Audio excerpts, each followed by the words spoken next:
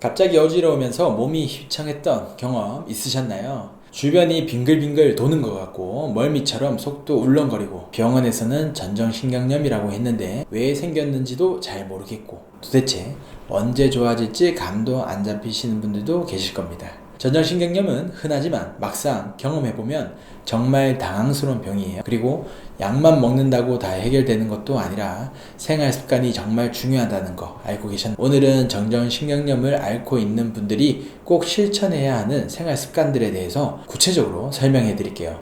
조금만 바꿔도 회복 속도가 확실히 달라집니다.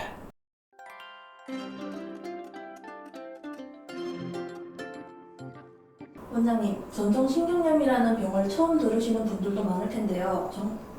정확히 어떤 병인가요?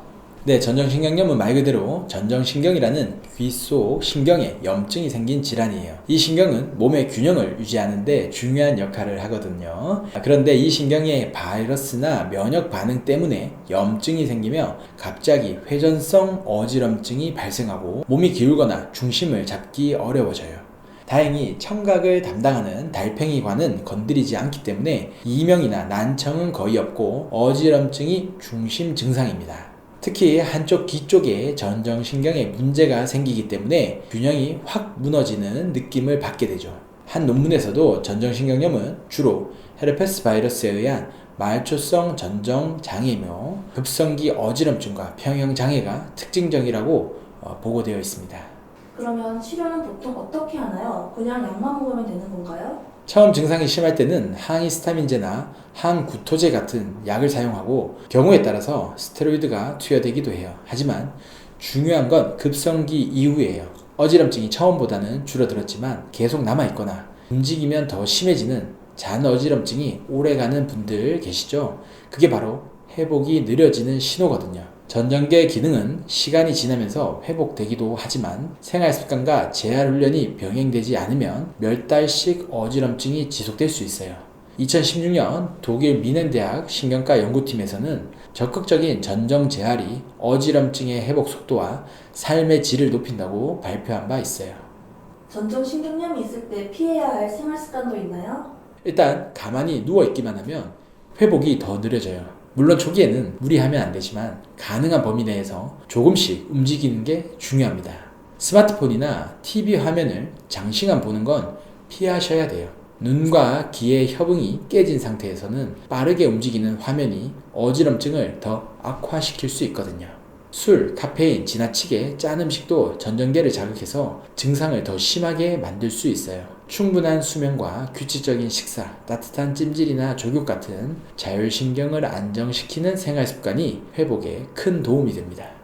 한의학에서는 전정신경염을 어떻게 치료하나요? 한의학에서는 전정신경염의 어지럼증을 단순히 귀 문제로 보지 않고 몸 안에 순환이 막히거나 노폐물이 위로 치솟거나 기운이 약해져서 균형을 잡기 어려운 상태로 봅니다. 그래서 전신적인 균형을 바로 잡는 걸 목표로 치료합니다. 한약은 이런 흐트러진 기혈의 순환을 도와주고 쌓인 습담을 제거해서 뇌로 올라가는 자극을 줄이는 데 초점이 맞춰져 있어요. 또 과도한 스트레스나 만성 피로로 인해서 자율신경계가 불안정한 경우 신경을 안정시키고 뇌로 가는 혈류를 돕는 방향으로 처방이 이루어집니다. 증상이 반복되거나 회복이 더딘 경우에는 체질에 따라서 몸의 에너지를 보강하고 신경 회복을 도와주는 약제를 활용해서 회복력을 끌어올리는데 초점을 맞추죠. 여기에 침치료까지 함께하면 기혈순환과 정전신경 자극을 보다 직접적으로 조절할 수 있기 때문에 한방치료는 약물 단독 치료보다 어지럼증의 지속기간을 줄이고 일상 회복을 빠르게 도와주는데 효과적이라는 연구 결과도 있습니다. 전정신경염은 갑자기 찾아오고 겪어보면 정말 무섭고 불안한 질환일 수 있어요. 하지만 너무 겁먹지 마세요. 회복에는 시간이 걸리지만 분명 좋아지십니다. 단 약만 믿고 가만히 계시는 것보다는 생활 속에서 조금씩 몸을 깨우고 움직여주는 게 훨씬 빠른 회복으로 이어질 수 있어요. 그리고 어지럼증이 오래 지속된다면 그때는 몸 전체의 균형을 다시 잡아주는 한의학적 치료도 꼭 고려해 보시길 권해드려요. 무엇보다 중요한 건 혼자 견디지 않는 것이고 주변에 도움을 요청하고 한의사 등의 이런 전문가의 도움을 받아가면서 조금씩 회복해 나가시면 분명 좋은 결과가 있으실 거예요.